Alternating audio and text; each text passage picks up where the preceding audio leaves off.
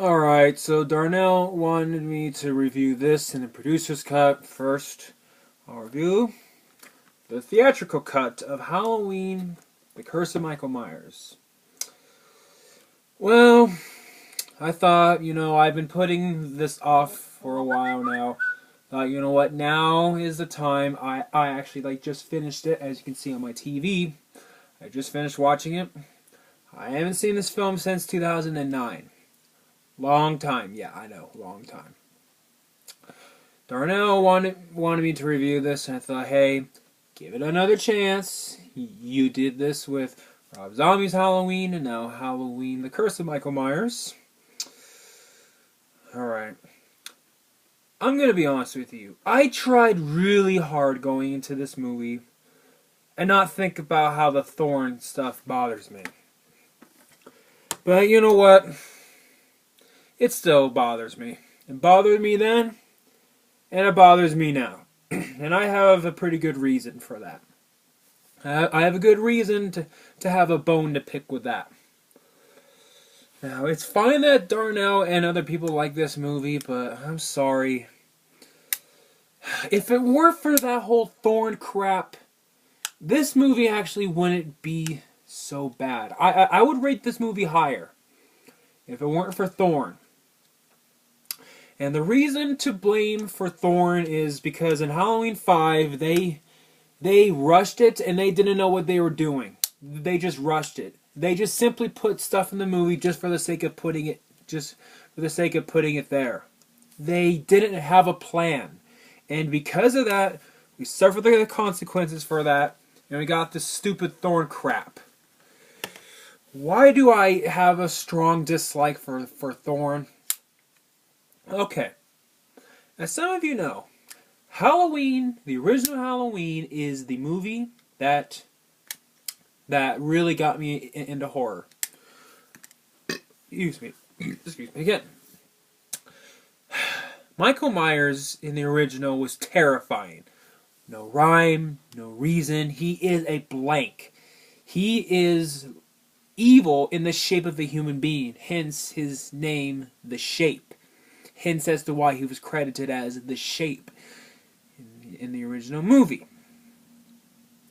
All that you need to know about Michael Myers is Donald Pleasant's line about his devil's eyes in the original. That's all you need to know about him. Giving us this backstory ruins it. And now they kind of ruined it in Halloween 2 with the whole sister thing. But this is worse. That Thorn. And I heard the whole reason for Thorn because they were inspired by Rosemary's Baby. Rosemary's Baby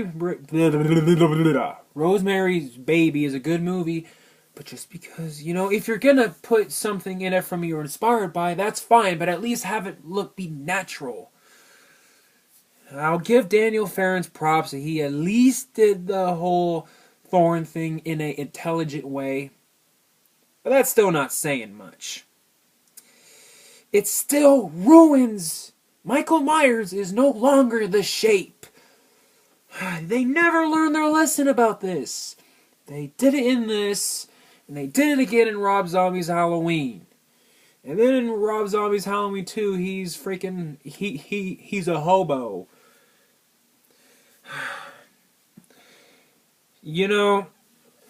I can imagine Michael Myers in Halloween in H2 2009. Have you ever seen that South Park episode about the hobos? Change. I can actually see Michael Myers as one of those hobos. That's not good. They never learn their freaking lesson. Jeez, it's like putting your hand in a fire over and over and over again. You should know it wasn't a good idea the first time. Jeez, please. I really don't like that Thorn crap. I really don't. But anyways, and I'm going to be honest, this film is not as bad as I remember it being when I first saw it in 2009, or when I last saw it. But it's still not. It still could have been a better movie, and I can understand why the film didn't turn out so good. It's because there was a lot of controversy behind the scenes. People were arguing so much, and that's why we have both the theatrical cut and the producer's cut.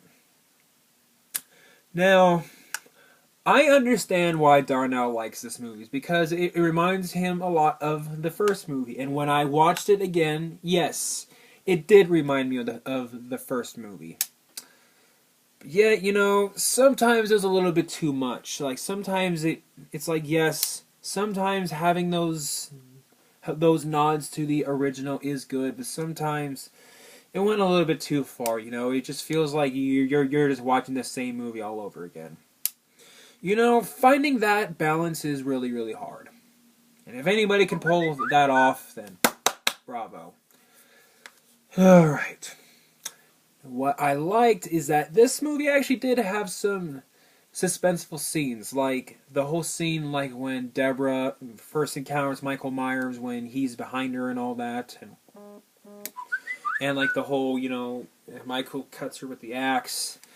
That actually was a pretty suspenseful scene. Mostly because I liked to pretend that this is still the Michael from the first movie. No rhyme, no reason. But because of the thorn crap, I'm sorry for bringing it up. But, yeah. You're probably sick of me hearing about this, but yeah. And I really, really like the music in this movie. It's really, really eerie, and it's suspenseful, but however, even the music has its flaws. The rock remix of the Halloween theme, and that rock remix of the Stalker theme, the dun, dun, dun.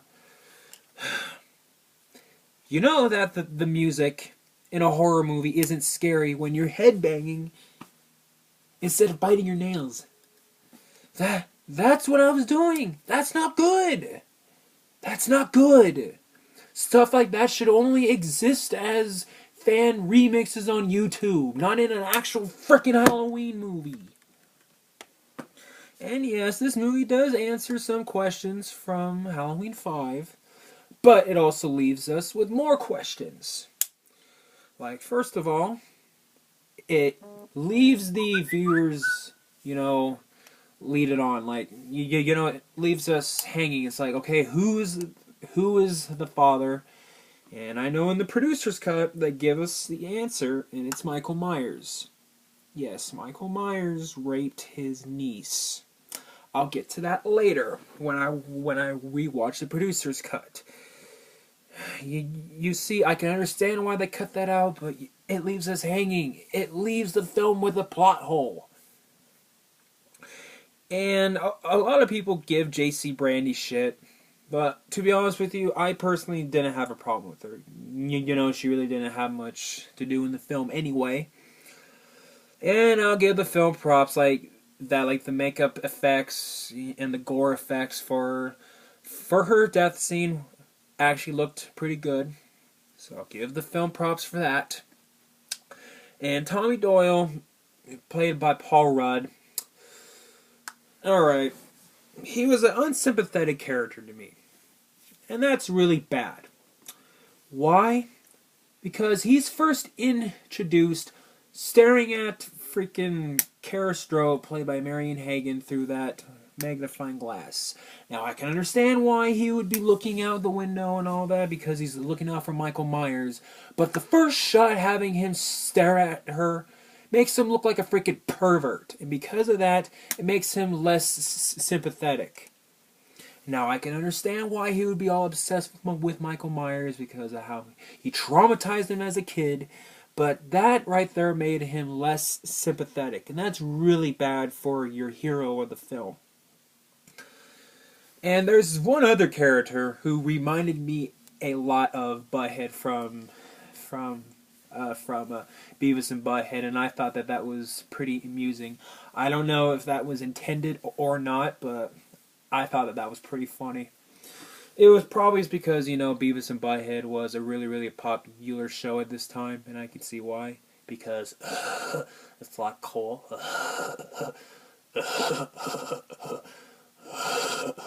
Like, hey, baby. They like wanna die.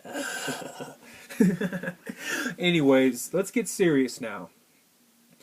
I'll give the film props that it had at least some suspenseful scenes, but I also liked how in the beginning, they're trying to build up suspense, like, oh, is Michael out there still?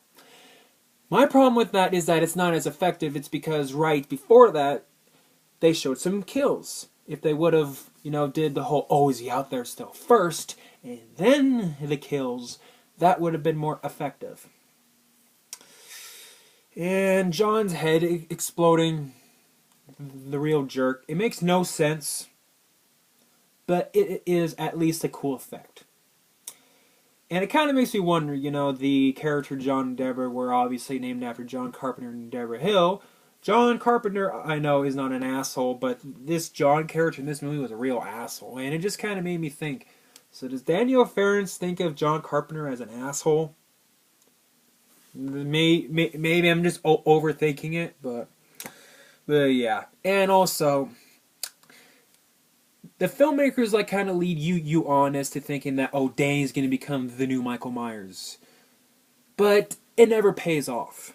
Now, I can understand why they didn't, is because, oh, well, we already made them think Daniel Harris's character, Jamie Lloyd, was going to be the new Michael Myers, but never did.